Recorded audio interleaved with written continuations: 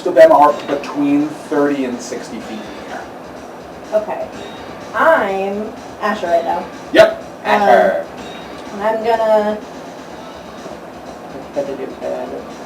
pop a potion of poison breath.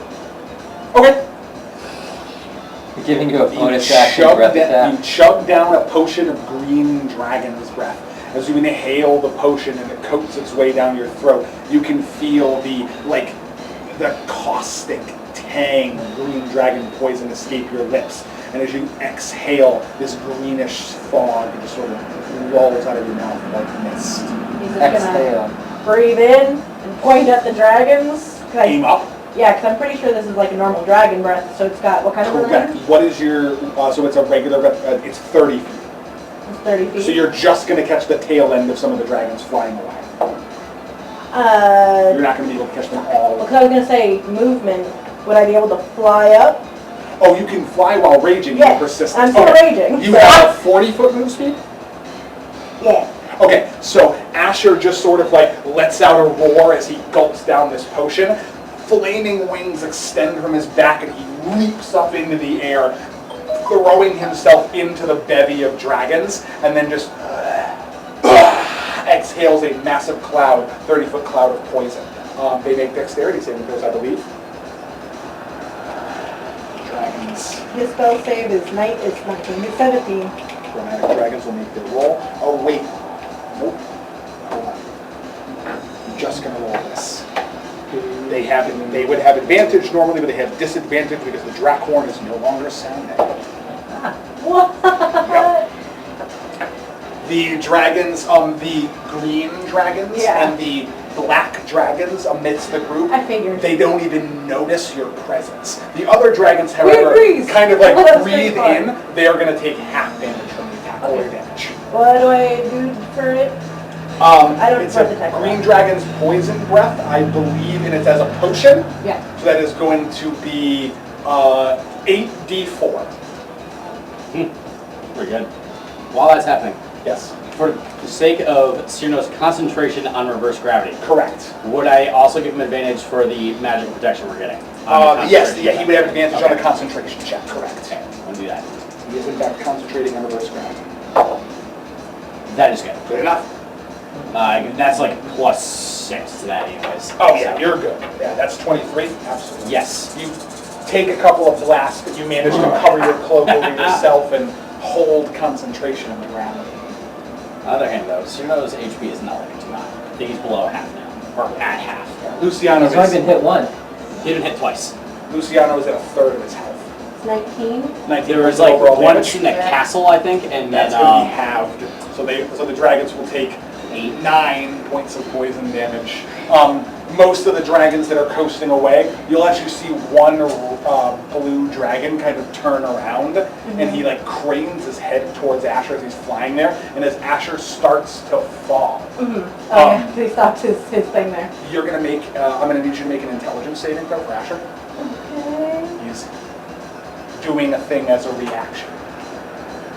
The blue, as the poison coats over him, you can see it kind of crawl to the side. 21. 21. Yeah. 21. Wow, Sean. So Yes. that's what, 21? I rolled a 21.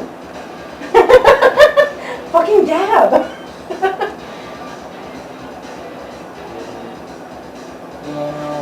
Okay. The dragon leans back and it grins at you. You see its eyes flare up with a light bit of bluish color. You feel it tingling in the back of your head, but you're able to shake it off pretty effortlessly. And then he starts to fall. It grimaces, and as you start falling, the dragon just sort of like it opens up its mouth and looks like it's pushing sound out, but all you can hear is a sound like a human screaming in agony, and it sounds exactly like Melisandre's voice. Could I like throw a look over my shoulder at her?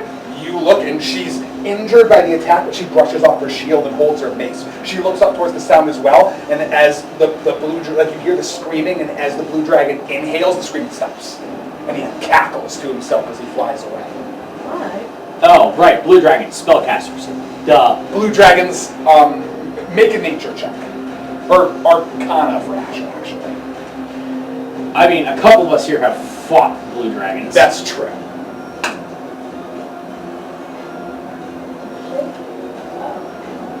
Shit was weird, bitch. 10.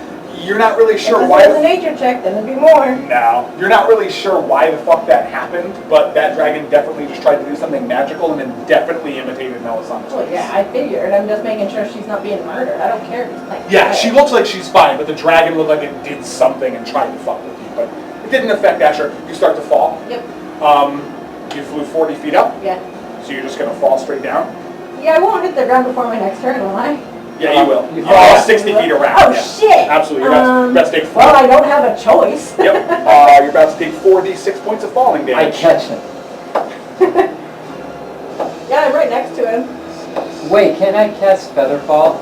As a As a reaction, yes. And Asher would have flown straight up, 40 feet. So as Asher falls, Callista can use her reaction, yeah? I'll do it. Fuck All right, it. so then never mind on the damage. Asher's just like, shit. And as he starts to I didn't fly, notice that. Callista just like quickly waves her hand towards Asher, and Asher just feels like a poof, like a parachute had just opened up, and he just lightly falls to the ground and lands right back in place. Turn around and nod at her. Sounds good. Got him. And that is it for Asher's turn. The dragons appear to be irritated by your poison breath, but not damaged enough to be any I've got 2 more. Yeah, you do. After that, it goes to Kyle's next character. Okay, we're gonna go for Go for it. broke. All right, let's do this. Oh, this is another Leroy. This is not time? Yeah, Nice. Uncle Tonti. Go on, Uncle Tonti, get him. He's gonna. Stop him from hitting our squishy mages. He's gonna. Especially our good boy. Yeah. Yeah, Luciano just got Player boy. fucking bodied. Yeah, he's gonna run in at that dude. Run over to this guy? Yeah. Absolutely, you can totally reach. Oh yeah, he's gonna die. Oh, and then you see this huge hulking, like he's wielding like this massive two-handed polearm axe. He's covered in like spikes, and there's like weird Nat scarring. 20. Nat 20, Jesus Christ. You're scarring all over him. and He's he wears so a cool. five-pointed Natural 20. mask. He wears a 5-pointed mask. He holds his axe and he like spits on the ground as you come close, and he's like, "Another lamb for the queen. Die, pig." As you rush forward and as you leap into Not the air pig. with a war cry. Hound. And And you leap into the air, and faster than he can react, you plant your blade directly in the center of his chest, and he regrets every word you just said. Wow, so life we're is suffering. We're starting with. So the first hit is 15 plus 20. So the first. 35 points. Wait, I get another D10. Right, for the Wait, crit. there's more. 8, so 43. So 43. Yeah. Second attack is 13 or a 14. So does 19 hit him? 19 does hit. Okay. Strike hard for a pig. Then he's gonna take another 29. Jesus, so 43 plus 29 is 72. And because I made a crit, my third attack gets turned into a full Correct, swing. you have a full regular attack. And that's also going to be Great Weapon Master? Nope. And it's reckless. Yes. Does a 16 hit? 16 does not hit. That is A-okay As you because slash across his chest and open up a gaping wound in his body, the third swing comes down. He blocks it with his axe, finally able to react to your beast-like reflexes. He just goes, "Fine, a fair challenge. Our blood." I action insert. No, I'm kidding. He looks pretty bad after that. And I'm going to. How far do I have to run? 20? That was only 20 feet. I'm going to use my remaining 20 feet to position myself behind him and in range of the dude behind him as well. Like here. You know what? That's fine. Yeah, that's That works. perfect. Yeah, so you put yourself there. These other soldiers just kind of turn around. They're unable to really engage with attacks opportunity against you, at least these front ones are, because you're also now, Satanta is now mixed in with the soldiers of the army of Waterdeep as they're kind of collecting around this group, so they're all kind of distracted. Let's do this! All the soldiers look towards you and they're like, follow the warrior! And you do hear a cry, like a knight bearing the tabard of Waterdeep lands up behind you, and he looks at you and he says, champion of the tournament then, I watched you fight. It'll be an honor to watch your blade dance, Hound. And he's gonna like nudge you with the back of his elbow, and then his sword will start glowing and he's gonna start swinging at cultists near him as well. It's the leader of the army of Waterdeep. I'm a champion. Oh yeah. Alright, who's up? Geth is up. Geth is first. That goes, let's go. Is command his armies and defeat the dragons. Yep. Geth is going to let's see. They fell at 60 feet because they're not at the top of the reverse gravity yet. Oh yeah, they fell at 60 feet. Yeah, so they're up a little further. So Geth is going to commend the dragon army to breath attack everything falling up currently. Dragon army's gonna go for that.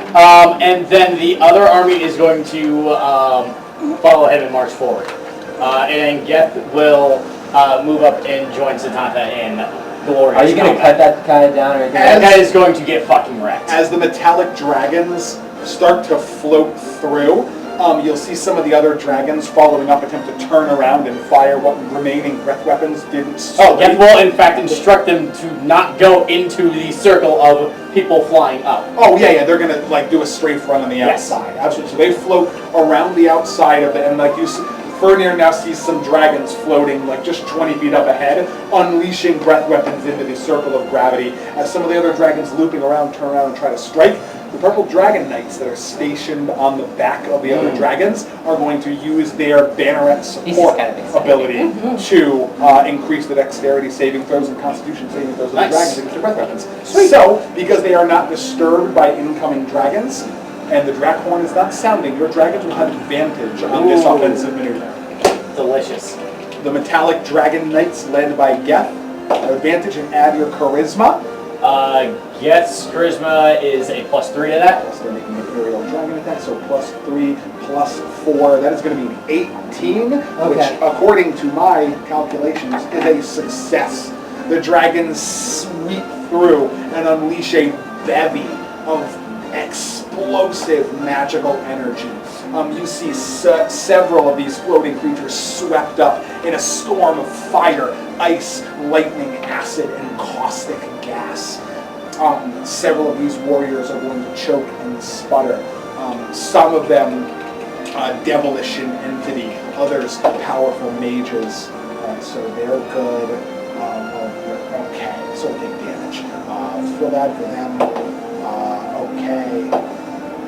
And yeah, still. Alright, so the mages in the center managed to like barely muster enough magical support to defend themselves from the brunt of the explosive attack. But all of these other forces on the outskirts and the shield guardian themselves are going to be peppered with explosive energy. Between the 5 blasts and the strafing run of the metallic dragons with their support, all of these forces, save the mages, are going to take 90 points of damage. Holy shit! The mages are going to take 45, and that is going to initiate a concentration check against a 45. Yeah, okay, sure. As Warcaster, okay. Of that, so DC 22 Constitution saving throw with advantage. No.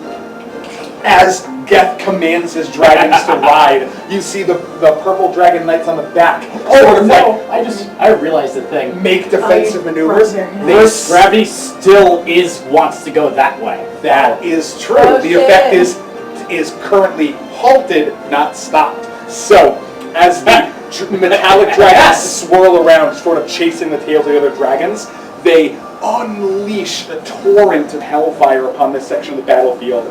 These frontline forces, devils, demonic entities, clerics of Tiamat, this guy. Also, technically, since they're all prone, don't they have disadvantage on? Oh those yeah, checks? no, they're Okay. massively. All of them they're are massively deep fucked shit. by Yes. that. Okay. An explosion of energy rips through. These undead mages are bevied and covered in the blast, and the barrier mage in the center. You see him sort of concentrating as hard as he can, and as the energy overwhelms him, the staff that he's carrying in his offhand cracks in half and just splits in a sputter of energy. The barrier here crackles and splits to pieces, and then Cyrano's gravity spell picks these ones up, and then all these things in the front just go, and they're lifted by, just on the edge. This war priest of Tiamat bangs his 5-headed flail against his shield and shouts, "Damn it! Rally your forces! Fight for the queen!" As these ones are lifted bodily into the air about 60 feet straight up. The barrier comes down, and all of these horses drop down, draw their weapons, begin channeling their spells, and start to rush towards it. So, Into the reverse gravity. Now about right? the quiet noise, the deafening noise. Okay. As they get close to the barrier, they stop when they go to put themselves down, and some of the group is going to kind of maneuver, or they're going to switch to long range. Do you want to move anybody? No, they don't need to move yet. They try to go forward, and they're just like, oh, fuck. They notice that that is a radius and not just an impending spell effect. So they're gonna hold still. And Geth is going to go 10, 20, and then fuck this guy. So this guy is currently going into a Yeah, polearm. Oh yes. A polearm versus polearm fight against Satanta. And Geth, utilizing Satanta's pack tactics ability, is going to strike at this soldier from behind. It's gonna hit. That's a 30. Oh, yep, absolutely. Are you sure? Yes. He does I don't hit. know, man. Yeah, 19 hit, so 30 will definitely hit. And then I mean, we could be cherry picking numbers here. What the fuck do I know? I just work here. something. Reroll that fuck out of that 1. It's a 3. That's gonna be 11, 8, 19, and then another 3 radiant. So 22. 22 points of damage? Yes. Oh, not down yet. Who the hell? And he looks directly at you. You see the 5 pointed star mask he's wearing. And he looks and he says, "Scum of the Platinum Dragon, wait your turn to die." Now that's heresy. Double 11s, which are gonna hit anyways, because that's a 24. Yeah, that hits. Absolutely. And fuck you, smite. Yep. I knew that was coming. Yeah, he's gonna get smoke. Only 2nd level smoke, but Satanta wheels around the side with a spinning attack. And this guy pivots and blocks it with the brunt of his axe, but Satanta puts his weight behind it and pulls the guy's arms to the ground, leaving an opening for Geth to strike in his back. yeah, there'll be 4 d8 roll. Yep, absolutely. The attack, that is 7 plus 8, 15 base, and then roll that 2. 13, so 28. Yep. And then 11 for 39? 39 more points of damage. Yeah. Your Holy Avenger erupts out of the guy's back and directly to the center of his spine. And Geth lifts this hulking abomination about a foot off the ground with his sword. He sputters, the mask cracks as his weapon falls to the ground and his body falls limp between the blades of Satanta and Geth.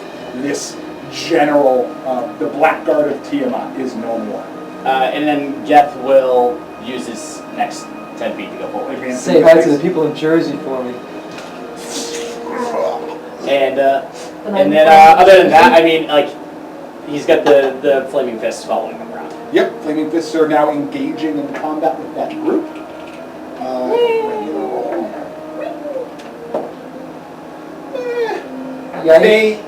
They are going to fight amongst this group.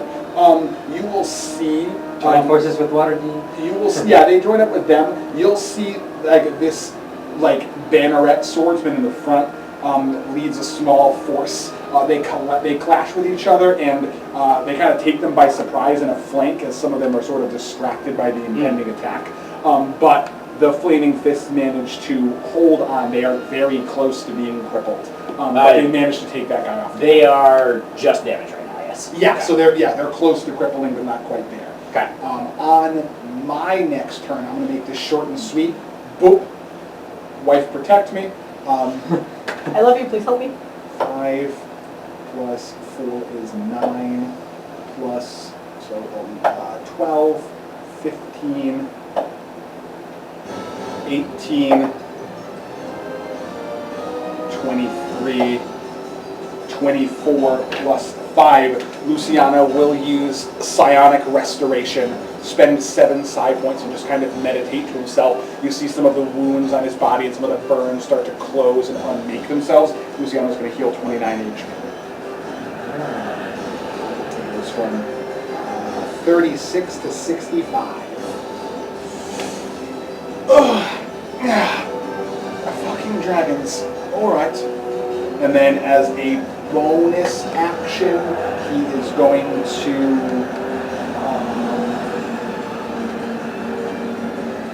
ready Crown of Command for the next time. He'll ready Crown of Command. It costs a side point. I'm just not going to do any more bonus action. I want to conserve my points for later. I'm spending too many of them. Below 40 now. Okay, so Luciano goes up, heals himself, and puts himself in a defensible position near Melisana, watching as the armies advance forward. After that, it goes to Sean's next character. Woo! Sven or Lundy, your call. We're gonna do basically the same thing. Lundy. Okay, Where's Lundy? right here. How far can I go? 80? Oh yeah, you can go, like, mostly wherever you want. 10, 20, 40. What happened to 30? Every other diagonal is done. If you're running, so that's, that would take up all your movement, but you can get to that square. Actually, attack these folks. You're gonna, okay, so you just kind of like put yourself up in that area in between the melee, and you just kind of just go into a flurry of martial arts attacks, drawing blood axe or hammer? Blood axe. Blood axe. You draw the blood axe, searing with rage, and go into the swinging attack. 28 is gonna hit. We're gonna get this guy? Yeah. That's a hit. These nuts. These hurts. D8. 8 damage. 8 damage? Yeah. Yeah, that definitely is gonna deal some damage. I'm gonna hit. The guy puts up his shield, and you hear a crack in his arm as he deflects the Am I blow. flying right now? This guy's not flying. Okay. Yeah, I'm gonna hit him again. Yeah, sounds good. 24. That's a hit. This guy wielding his flail, his multi-headed flail. 11.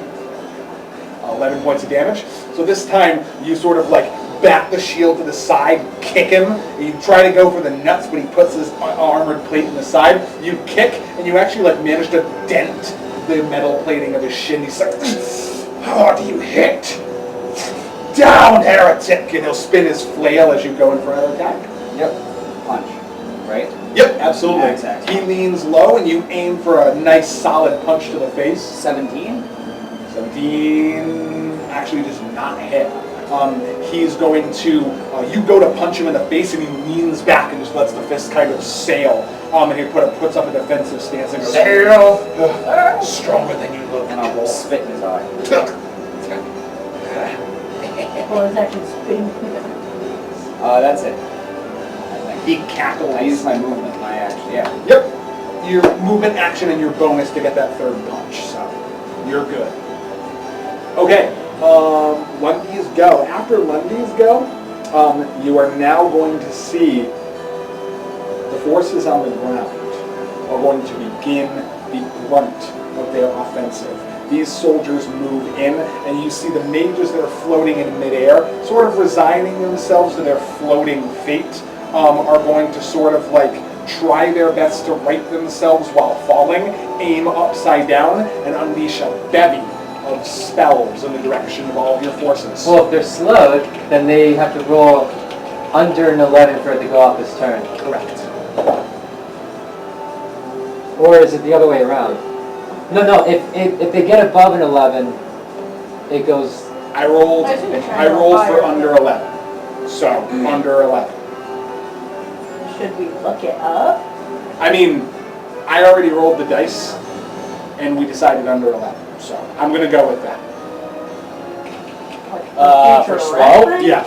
Under 11, well, yeah, future reference, sure, but Like, probably should be. under 11, spell goes off this turn. I rolled the dice, spells go off this turn. Because I know it was weird Yeah, that, like, I believe rolling lower they're is- going to unleash their spells. They are at disadvantage because they are doing so upside down. So spells are going to go off. They're going to make their offensive roll. These are the barrier wizards, which are now no longer in need. On 11 or higher, the spell doesn't take effect until the creature's Yep. next turn. Yep. So I was right. Yeah, it was above. Nice. All right, so this is... Yeah, so 11 or higher means next Yeah. turn. Under. 10 and lower means now. It can use either an action or a bonus action, not both. Okay. So that's not going to go... Also, they're now 60 feet away from us, That's if true. not more. Correct. Oh yeah, they're lifting up into the air. And then the forces on the ground, as the spells go off, the forces on the ground are going to continue to engage. This is going to be 2 regular rolls. We have the Weren't they 100 feet up because Ferner couldn't reach them with his bird? We were wrong. No, he was, yeah, but he only went 40 feet up anyway. They were 60 feet up, so he was still out of range. Alright. Oh, yeah, so the devilish ground forces are going to make a pretty good dent. As for the cultist ground forces, not so great. So the cultist ground forces are sort of distracted amongst this group. Too many of our armies are intermingled with them, and they can't really make any purchase through your forces. The devilish forces begin unleashing bevies of spells. The hellcats are going to reposition, and like magical flames and searing spats of poison are going to ring out towards your defenseless mages. Spells ring out into the group, and all of the armies that are pulled up are going to suffer some damage. And also this group is unaffected by the devils because they're aiming at the nearby mages. Rappy's forces haven't advanced, so they're currently all set. Lundy's forces have advanced with him, is that correct? Yes. Okay, so those forces are within range to deal some damage. It's going to create a further obstacle for the devils later, but they will be affected by this. Okay, that's not so good for them. Yeah, that one's not great. Okay. Fireworks. Okay. Maybe, or... So, as magical spells and explosions ring out, the spells sort of pepper in a chaotic force. Most of the spells, like they're aiming for your group and they kind of aim to the side, they'll blast into some of your armies and the devils will engage as well. None of the main forces, your soldiers, are actually affected by any of these impending attacks from either the Red Wizard or Cultist Mages or the Devils. However, your armies are caught up in several of the forceful explosions. The Arcane Brotherhood will suffer some serious damage. The Gentarim manage to mostly avoid with their evasive abilities, and they move amongst the guard. They take some losses and are starting to look a little bit worse for wear. But Dagar is fine? Dagar is fine. Wow. The combined armies of the Order of the Gauntlet and Mithril Hall strike together. As these forces push through, you see Onthar, your old friend, the human paladin to Torm, who you were once a war buddy with. He rushes forward and leads his forces and says, "Charge! Charge to strike the fiends!" They start lighting up their maces with holy energy, slamming into them. And you see, as the group gets closer, a fireball rocks into the center of the group and sort of splits your army up. The Battle Rager clashes his spiked armor together. The fancy talking guy. The dwarf who talks fancy when he speaks dwarven. He rushes to the side and starts engaging in combat with the others, but the army sort of splits, and as they're all turned around, Onthar bashes in the skull of a nearby cultist.